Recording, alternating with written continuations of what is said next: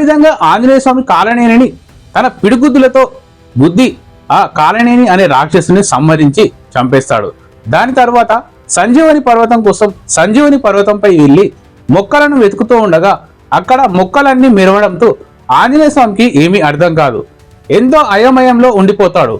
ఏమి చేయాలో తెలియక సూర్యాస్తమం అయితే లక్ష్మణుడు ప్రాణాలతో దక్కడాన్ని ఇక్కడ శ్రీరాముడు వానర సైన్యం అందరూ కంగారు పడడంతో ఆంజనేయ స్వామి ఇలా కంగారు పడి ఏం చేయాలో పాలుపోక పర్వతమంతా ఆకారంలో ఆంజనేయ స్వామి ఎత్తు పెరిగి ఆ పర్వతాన్ని పెకిలించుకొని తన చేతిలో అరచేతిలో పెట్టుకొని వెళ్తూ ఉంటాడు. అలా సూర్యాస్తమం అవుతుంది అని భావించిన ఆంజనేయ స్వామి సూర్యుడి దగ్గరికి వెళ్ళి వేడుకుంటాడు.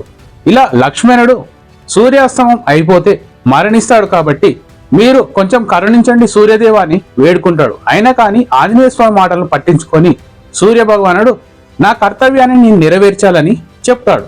దానితో ఆంజనేయ స్వామి ఏం చేయాలో తెలియక ఎంతో బతిమాలినా కానీ వినడు సూర్యుడు. దానితో సూర్యుని తన చంకలో పెట్టుకొని పర్వతం తీసుకొని వెళ్లి శ్రీరాముడి పాదాల దగ్గర పెడతాడు.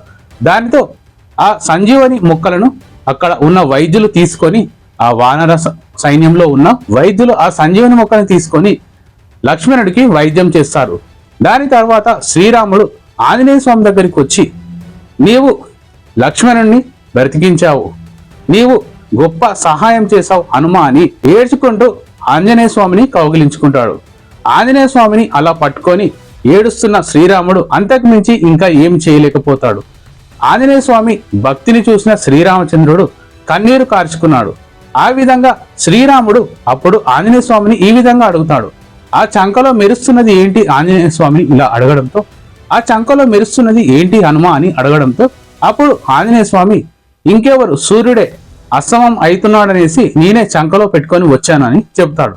దానితో శ్రీరాముడు ఆంజనేయ స్వామి యొక్క అమాయకత్వ భక్తిని చూసి ఎంతో సంతోషించి సూర్యుడిని వదలమని చెప్తాడు. అలా సూర్యుడిని వదలడంతో సూర్యుడు ఉదయించేసరికి లక్ష్మణుడు మేలుకుంటాడు.